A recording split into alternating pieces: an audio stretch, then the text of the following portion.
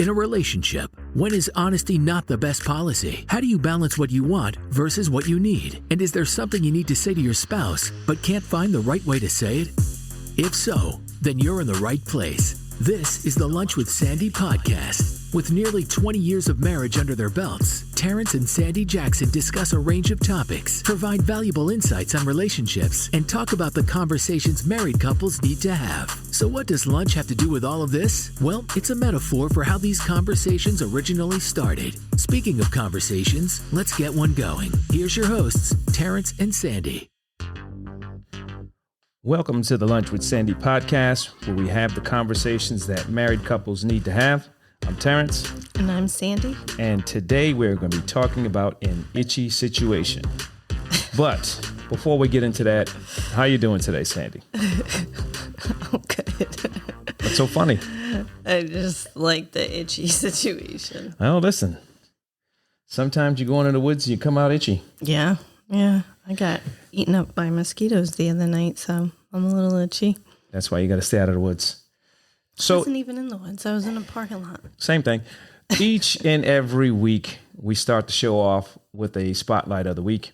And I only think that it's right that we start this week off by shining the light on reunions. Since last night, you had the opportunity to go see a bunch of people that you went to high school with. What'd you shush me for? Don't say the years. I don't know the years. I don't know the years. How was your reunion last night? It was good. I feel like I met people last night that I probably didn't actually hang out with in high school. I thought you were going to say you met people for the first time that you met in high school. Met for the first time. A second first time? Yeah. There are a lot of people who I probably came in contact in high school and wouldn't recognize or know who they are today. Well, and I think the difficult situation too is might recognize their face as the teenagers we were, but as adults, people look a lot different. Yeah, unless you're me. Some people, unless you're me. Unless you're me. It's funny because last night I texted Jason, and I told you I was supposed to reach out to Jason when we got back from Europe. And he was going out with some guys from high school that we knew. So I told him I'd try to catch up with him at some point this week, which reminds me I need to check the schedule for September 15th, I think it is. The 29th, October 6th, and October 13th. Anyway, getting a little sidetracked today. Back to the itchy situation here. Do you remember what our marriage was like at its 7th year? Yes, only because we had it was a special part of our marriage. Yeah, but that wasn't part of the marriage. That was more the family aspect of it. I don't know if we're talking about the same thing. What were you talking about? At 7 years, I was pregnant with Ayla. Oh, we were having Ayla. And that's the family. That's okay. All right. So I guess let me make sure I'm a bit more specific. Do you remember what our marriage was like in its 7th year? I know you were pregnant with Ayla, but from the perspective of the marriage, I don't. I was probably cranky. Was that just the 7th year? I don't know. I guess from the perspective of what the marriage was like 7 years in, I don't remember anything that actually stood out. And I asked that question for a reason. Mm-hmm. And the reason is because the topic that you wanted to have a conversation about today, and that's this idea or this theory of the 7-year itch. Yeah. And I think situation, like you said. Well, I think the first thing that you have to do, or we have to do, is define what the meaning of the 7-year itch is. And I'm going to leave this up to you to define it because this is your baby. I wouldn't call it my baby, but all right. So the 7-year itch is basically a term that is used to say when either one person or both people or multiple people, I guess, are feeling restless or dissatisfied in their relationship. So It takes 7 years for that? No, I'm just kidding. I know, right? So it also is in line with divorce rates, I believe, to some degree as well. I think divorce rates might be a little before. I think might be that 5-6 year range, but Well, I think it's within a range, you're right. Yeah. And I think, to me, it makes me wonder how long these people were together and even cohabitating stop picking on the people. Stick with your theory. before they got married. And I'm wondering if that could potentially skew the numbers. So you defined it, and you want to know whether or not, or your ideas whether or not the amount of time could skew the numbers. I don't necessarily know if it's the amount of time. I think that, well, before we get into that, like I said, we're gonna let you drive this. I'll let you drive this and decide what you want to discuss first. I think everybody's different. That's why I don't fall into the idea of how long that someone's been together, because you can meet somebody tomorrow and click. Yeah. And then, that's it. So I think everyone's different. So. Right. But, obviously it doesn't just apply to married couples, right? Even though it is in line with divorce rates and such. But I think everybody can kind of have a 7-year itch, right? If they're dissatisfied or just restless in their relationship, I don't think you have to necessarily be married. I don't know if you think differently. I think that in order to answer that question, I think you got to define really when you say restlessness, that's a very general term, right? So everyone gets restless at some point. I think this whole concept has been, I'm trying to find the right word. People grasp onto ideas that they hear about or that are portrayed, whether it be in movies, on TV, and they start to mimic some of that behavior in some cases, or they start to almost like a self-fulfilling prophecy. Okay, well, there's a 7-year itch. In 7 years, I got to start feeling restless, or I got to start evaluating my relationship or my marriage based off of some terms that I saw in a movie or some terms that I heard about in some book or that I read in some novel. And so that whole concept to me really speaks or really reeks of, you're looking at a situation and you're generalizing it based off some research or theory, but you're not taking into account the individuality that exists between not just the two individuals, but people in general. Mm-hmm. So, well, I know I personally did not experience a 7-year itch. I don't know if you did. Listen, I don't believe in it. I think that there are points in time where people may have challenges that they go through.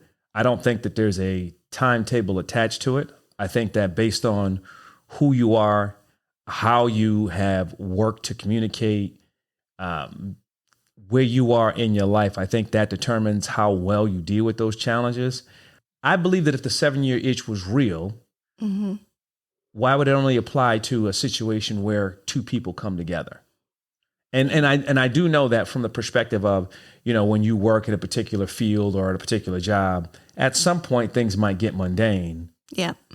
But the question becomes, why is that the case? Are you being challenged in that particular field? Are you fulfilled with what it is that you're actually doing? And I'm not trying to go down the road and start talking about what you do for a living. But for me, it's hard for me to look at that and say, okay, well, let's talk about the 7-year itch from a theory perspective and how it pertains to whomever, when people are just so drastically different that their situations and where they are they're just too different to try to group them all together. Well, right. I think everybody kind of moves at their own pace. And I don't necessarily believe technically in a 7-year itch, although, I think it's the 10th year of marriage that the risk of divorce tends to go down. So years 9 through 15 and every subsequent year is you're less likely to get divorced. So I think people can get divorced after 1 year. People can get divorced after 7 years. I think it really more depends on, what's going on in that relationship. And people might have shorter fuses than others. So somebody might try to drown it out for a couple other years where others are like, yeah, this ain't working out. I think the problem I'm is done. Why, as a society, do we have to put a label on everything and try to box it in? And I think this is one of those situations. Mm-hmm. I think that anyone can face a challenge in their relationship, whether that challenge be a challenge of infidelity, whether that challenge be a challenge of boredom, whether that challenge is a feeling of not being fulfilled. In my eyes, it's a challenge. Yeah. When it happens is irrelevant from my perspective.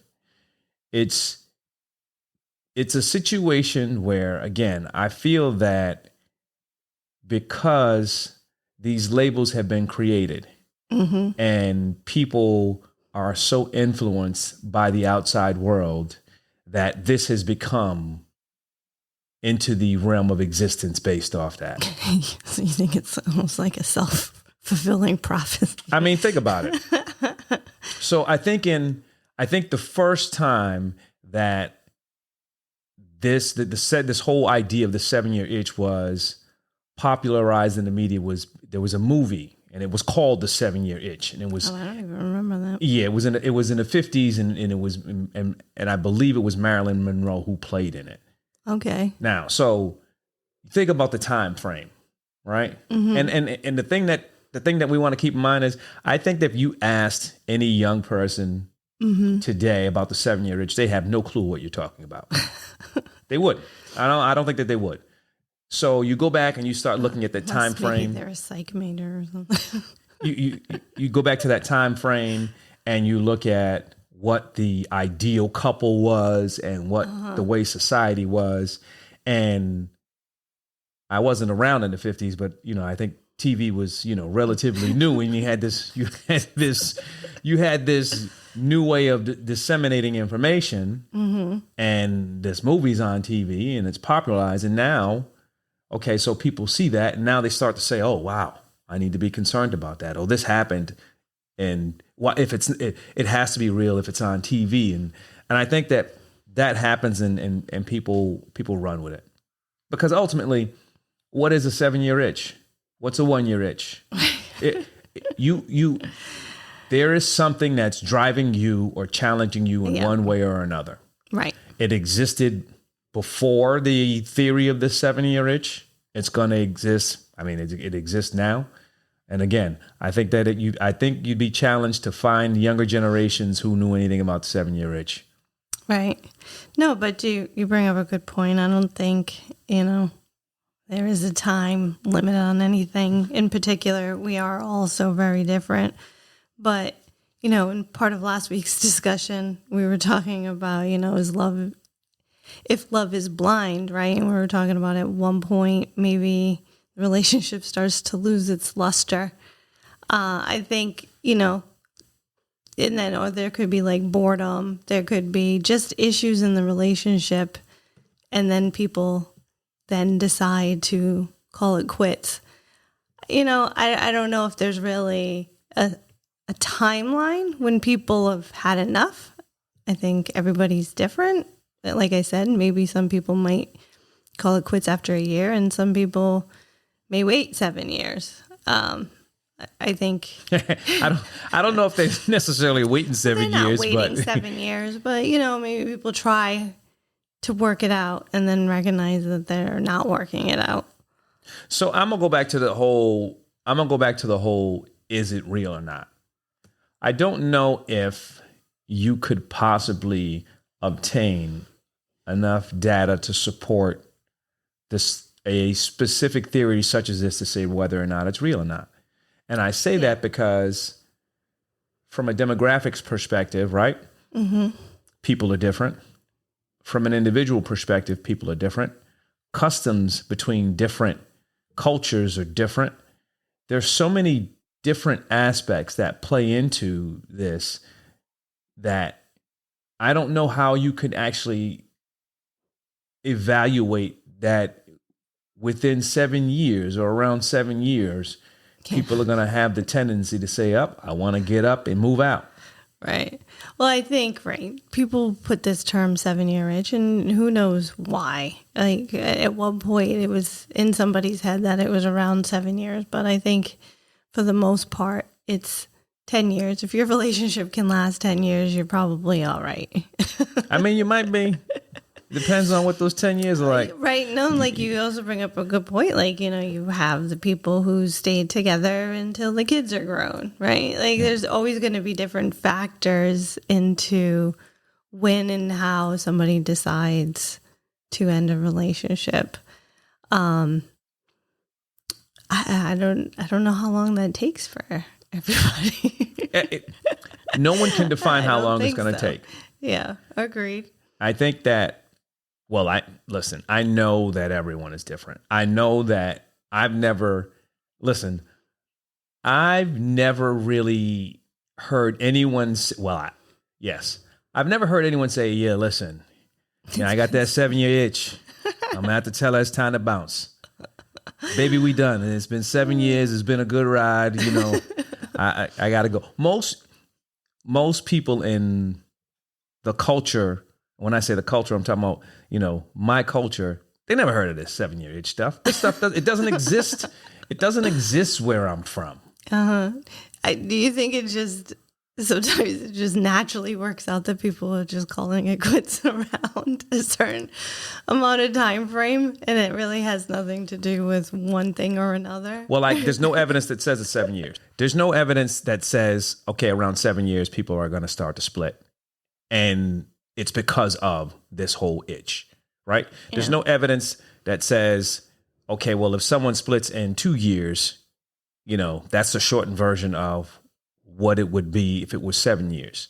These are people who are coming up with theories, and they're looking at, the thing with statistics is you can make statistics look the way that you want them to look. Mm-hmm.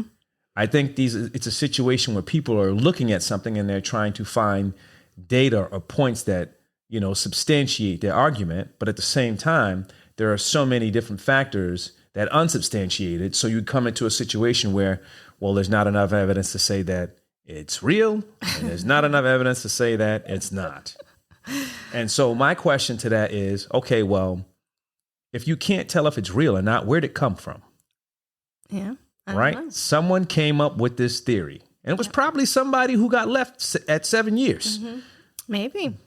And they said, it can't be me. It can't just be me. It can't be me. There has to be a reason why someone left me after 7 years. Oh, they got the 7-year itch. I don't know. Well, they say what it takes 14 days. I won't say 2 weeks. I'll just say specifically 14 days to create a habit. So is there so many years? And it takes 2 days to unbreak it. You mean to break it? To break it. Yeah, whatever, to break it.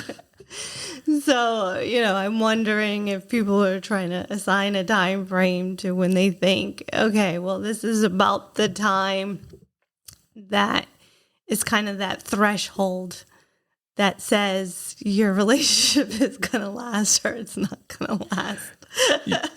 I think the times have changed drastically. And I think that the belief systems, the way we live, and all of that stuff is being challenged, not from the perspective of whether or not it's real, but the environment we live in is different.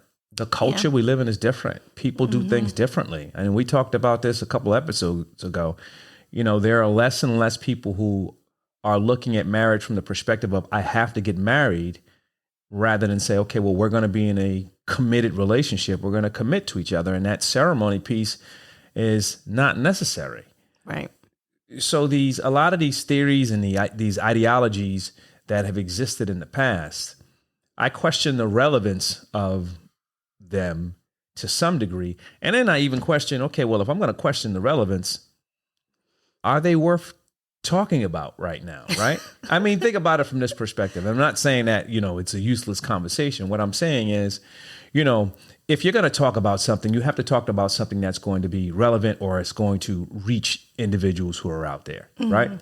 From the perspective of where the gap exists between what used to be the case and what is now the case, you got to be able to find that sweet spot and say, okay, well, I need to be in the middle because what I'm talking about has to have some relevancy. And I'm not saying this doesn't have relevancy.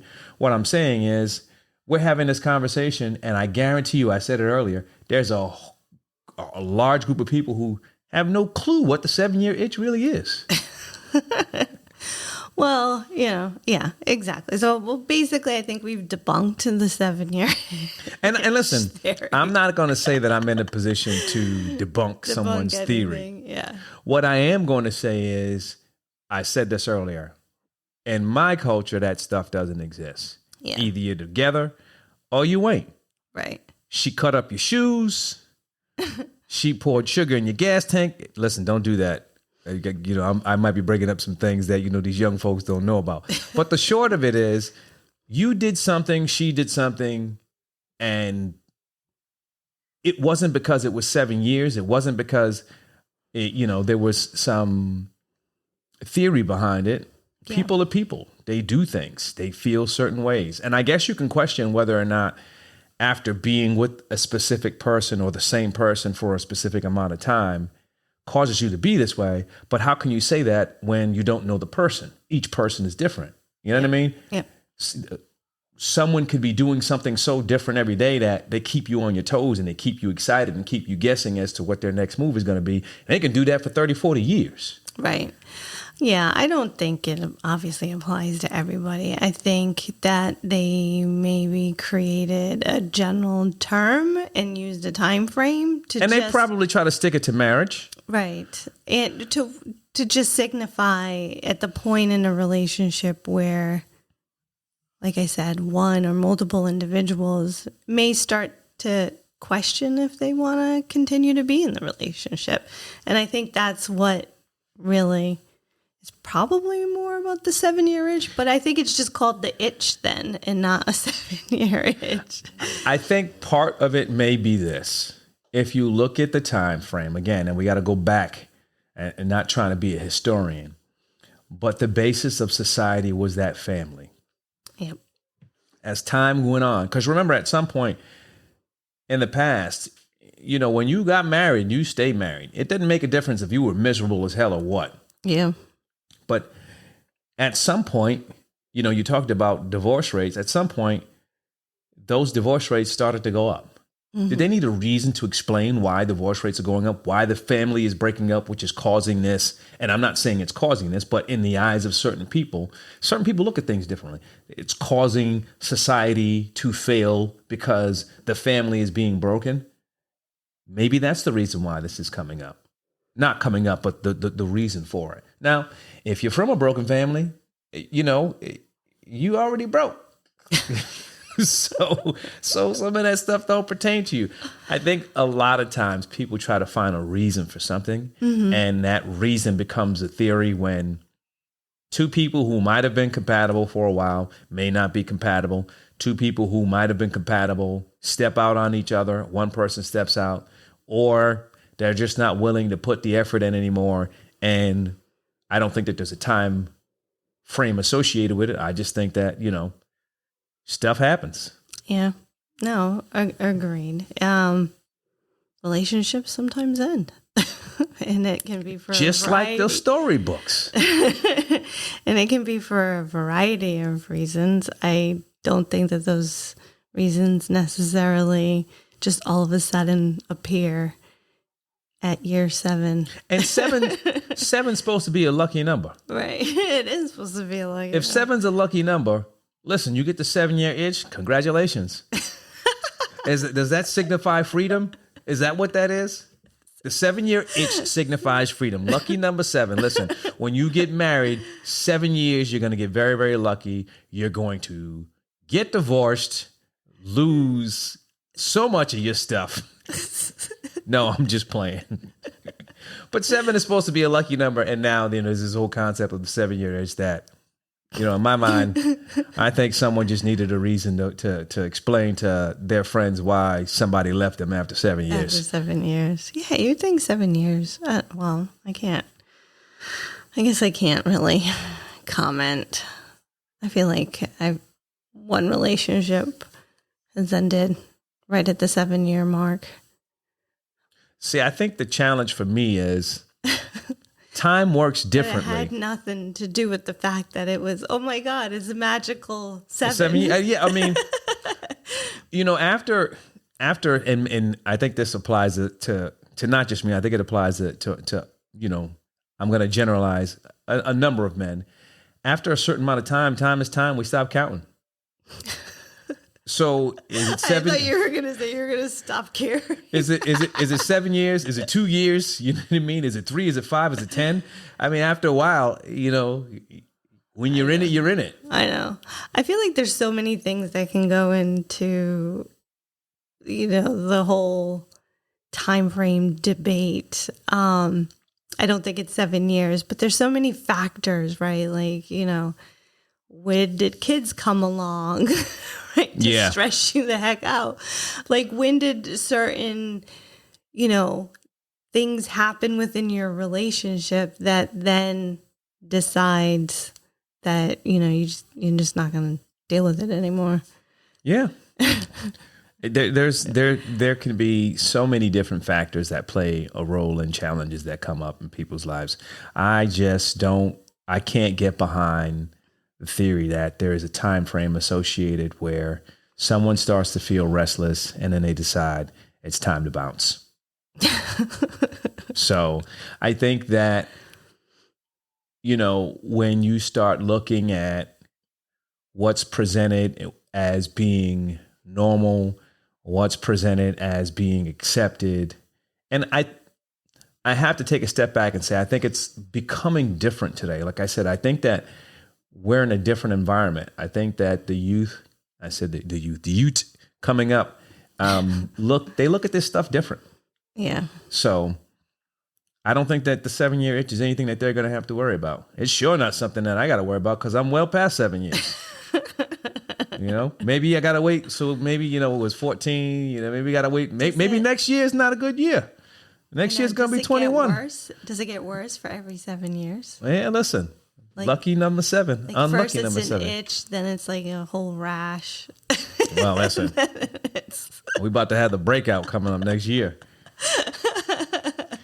Enough about this 7-year itch nonsense.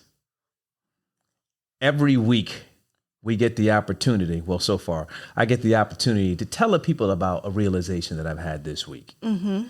And ironically, this was a realization that I was supposed to present last week, but something got flipped in the schedule and I didn't have my notes. This week, I want to bring into the picture a realization that I had a couple weeks ago. We're going to use it for this week. And it's about not forgetting the work that was required to get the results that you actually achieved.